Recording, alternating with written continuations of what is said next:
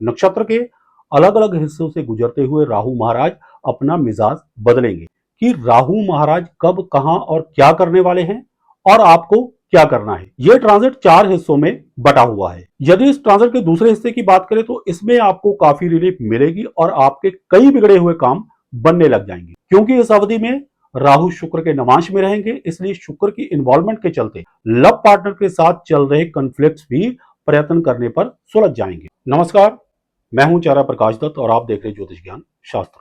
उम्मीद करता हूं कि महादेव की कृपा से आप सकुशल होंगे। राहु और उत्तरा भाद्रपद नक्षत्र, इस श्रृंखला में आज मैं आपको बताऊंगा कि तुला राशि या लग्न वाले लोगों के जीवन के ऊपर राहु के इस ट्रांजिट का क्या प्रभाव पड़ने वाला है। स्क्रीन पर दिख रही कुंडली को जरा गौर से देखिए।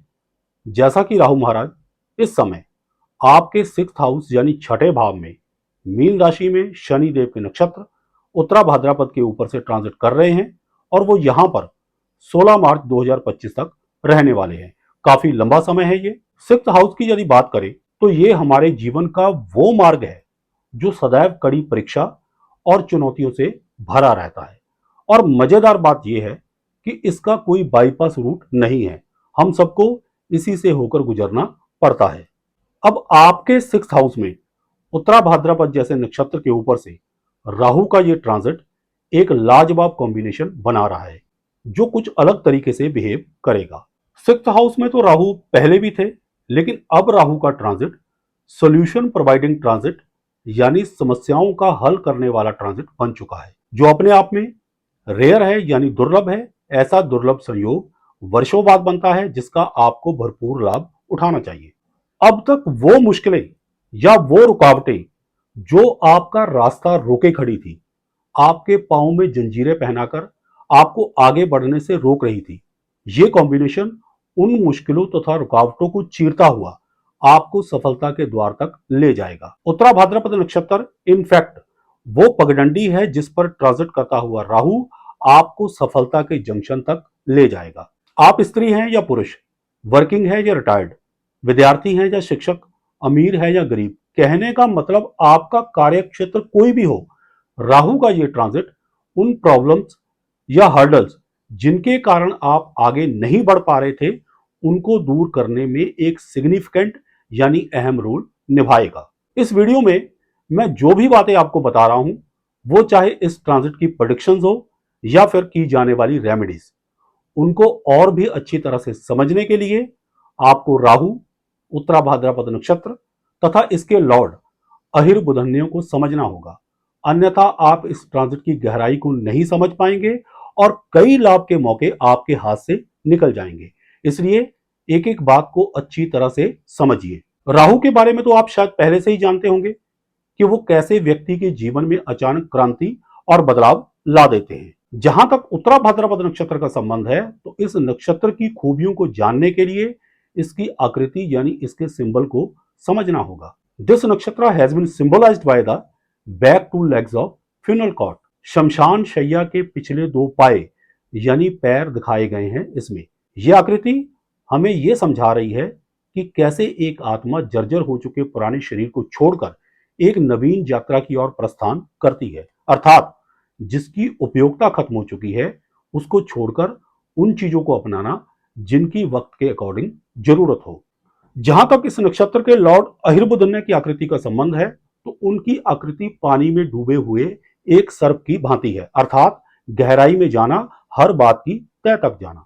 सर्प की एक क्वालिटी और भी होती है कि वो कुछ महीनों के अंतराल के बाद अपनी स्किन यानी खाल को चेंज कर लेता है, जिसे हिंदी में केंचुली और हमारे पंजाब में कंज कहते हैं। बेकार हो चुकी खाल की ऊपरी परत को सर्प निकाल देता है और फिर से नई खाल की परत बनने लगती है।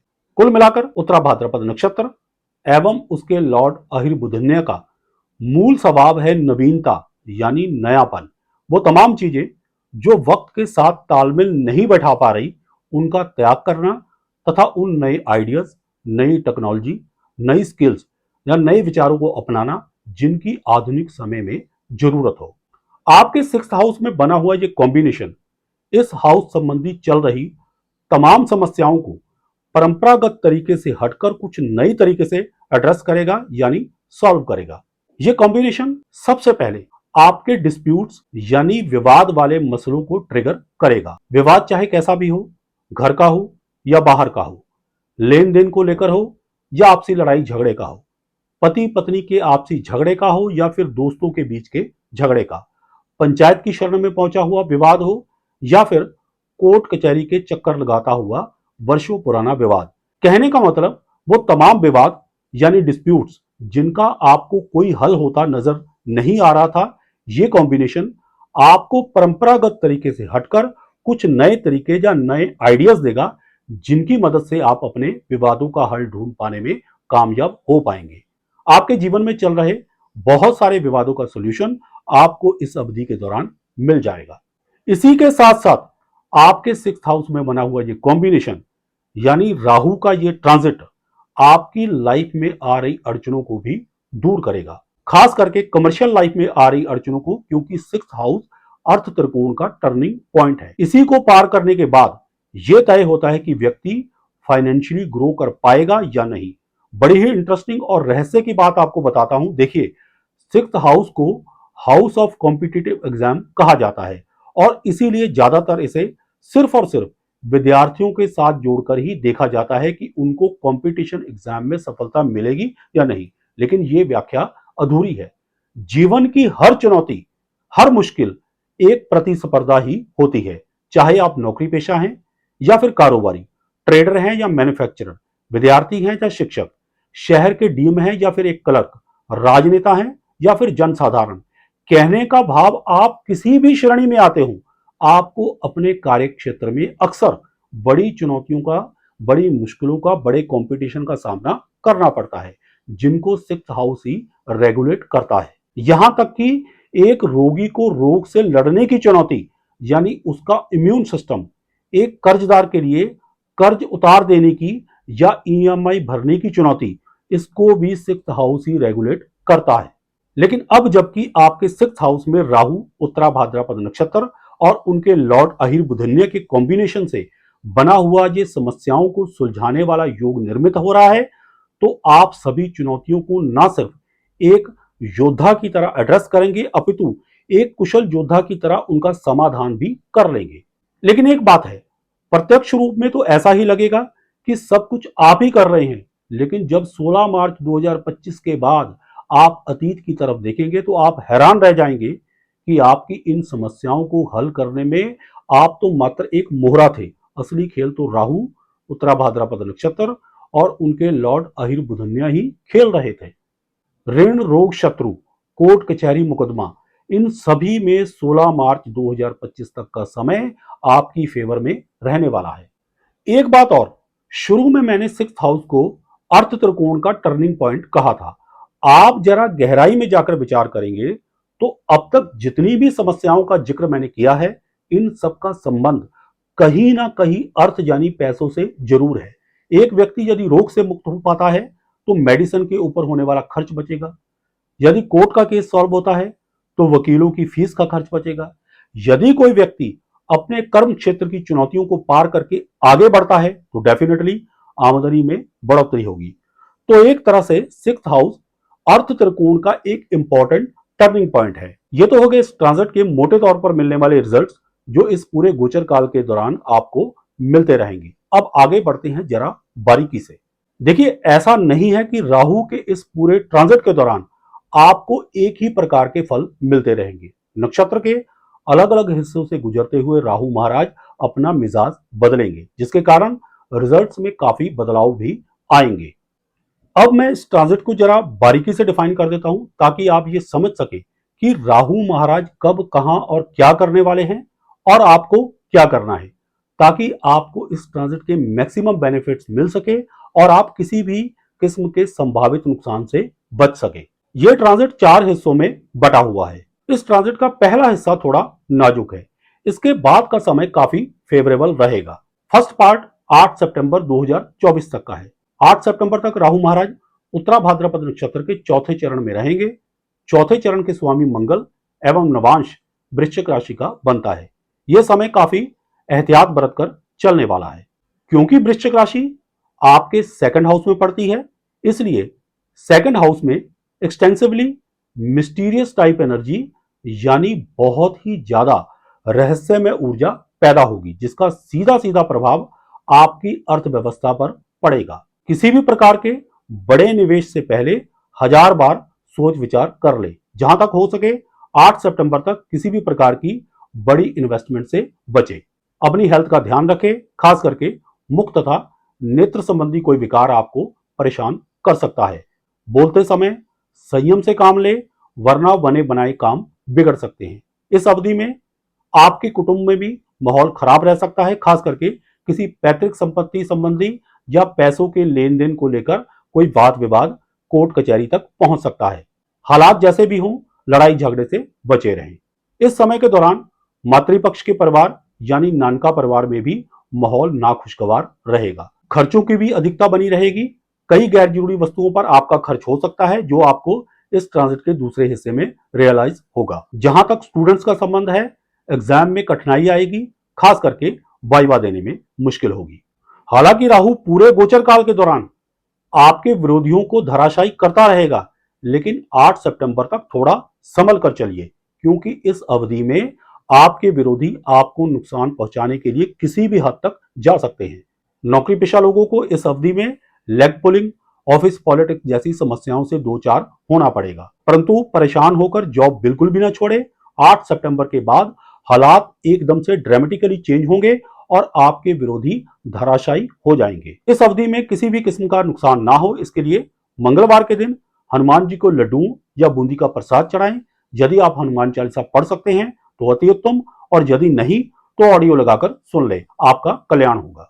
यदि इस ट्रांजिट के दूसरे हिस्से की बात करें तो इसमें आपको काफी रिलीफ मिलेगी और आपके कई बिगड़े हुए काम बनने लग जाएंगे। इसकी ड्यूरेशन 8 सितंबर 2024 से लेकर 10 नवंबर 2024 तक की है। इस दौरान राहु महाराज उत्तरा भाद्रपद नक्षत्र के तीसरे चरण में रहेंगे। इस चरण के स्वामी शुक्र और नवांश तुला राशि का बनता है। आपके फर्स्ट हाउस में बड़ी ही बैलेंस्ड एनर्जी यानी संतुलित एनर्जी क्रिएट होगी, जिसके कारण आपके द्वारा किया गया तकरीबन हर कार्य सही दिशा में जाएगा और आपके कई अधूरे काम पूरे होने की तरफ बढ़ने लगेंगे। सुख सुविधाओं में वृद्धि होने लग जाएगी। नौकरी के हालात सुधरेंगे। लेग पुलिंग जैसी प्रॉब्लम्स अपने आप ही कम होने लग जाएंगे। आपके अराइवल्स आपसे समझौता करने के मूड में आ जाएंगे। समझौता तो कर लीजिए, लेकिन फिर भी सावधान रहिए और आंख मूंद कर विश्वास मत कीजिए। इसी तरह की कुछ रिलीफ कारोबारियों को मिलेगी। टफ कंपटीशन के बीच राहत का माहौल बनेगा और आपका व्यापार रफ्तार पकड़ेगा। जिन लोगों का कोई कोर्ट वगैरह में केस चल रहा है, उनके लिए समझौते के आसार बनेंगे, क्योंकि इस अवधि में राहु शुक्र के नवांश में रहेंगे। इसलिए शुक्र की इन्वॉल्वमेंट के चलते जो बैलेंस्ड एनर्जी आपके फर्स्ट हाउस में क्रिएट हो रही है, वो स्त्री वर्ग के साथ आपके डिस्प्यूट सॉल्व करने में मदद करेगी। यदि पत्नी के साथ कोई मनमुटाव या कोर्ट में केस चल रहा है, तो इस अवधि में प्रयत्न करने पर मामला सुलझ सकता है। इन द सेम वे, क्योंकि शुक्र रोमांस के भी कारक हैं, इसलिए लव पार्टनर के साथ चल रहे कॉन्फ्लिक्ट्स भी प्रयत्न करने पर सुलझ जाएंगे। ऋण की बात करें तो लोन की टूट चुकी ईएमआई चुकाने के साधन बनेंगे, या फिर वो लोग जो लोन सेटल करना चाहते हैं, उनके लिए यह समय बहुत ही अच्छा रहेगा। प्रयत्न कीजिए। बैंक या लेनदारों का लीनियंट यानी उदार रवैया लोन सेटलमेंट में आपका बहुत बड़ा फायदा करवा सकता है। जो स्टूडेंट्स हैं, उनको कंपटीशन एग्जाम में सफलता मिलेगी। इस अवधि में यदि तुला राशि या लगन वाले जातकों का कोई एग्जाम हुआ तो परफॉर्मेंस अच्छी रहेगी, यानी एग्जाम अच्छा होगा। जहां तक इस अवधि में किए जाने वाले उपाय का संबंध है, तो देखिए, जब सिचुएशन फेवर में हो तो व्यक्ति को हर कदम और भी संभल कर रखना चाहिए, ताकि लाभ को दोगुना किया जा सके। इस अवधि में आप बहुत ही सिस्टमैटिक वे में परफॉर्म करें और आपको मैक्सिमम बेनिफिट मिले। इसके लिए एक उपाय बहुत ही कमाल का है, वो है संपूर्ण स्त्री वर्ग का सम्मान। इसमें विवाहित, अविवाहित, आपसे उम्र में बड़ी या छोटी, घर की या बाहर की, सभी फीमेल्स शामिल हैं। जहां तक फीमेल्स का संबंध है, वो भी एक दूसरे का सम्मान करें। आप इस बात को आजमा कर देख लेना कि ऐसा करने से आपको गजब का फायदा मिलेगा। इसके अलावा शुक्रवार के दिन मां लक्ष्मी को मिश्री का प्रसाद चढ़ाने से लाभ और भी बढ़ जाएगा। ये उपाय स्त्री और पुरुष दोनों ही कर सकते हैं। इस ट्रांजिट के तीसरे हिस्से की बात करें तो ये 10 नवंबर 2024 से 12 जनवरी 2025 तक का है। इस दौरान राहु महाराज उत्तरा भाद्रपद नक्षत्र के दूसरे चरण में रहेंगे। दूसरे चरण के स्वामी बुध और नवांश कन्या राशि का पड़ता है।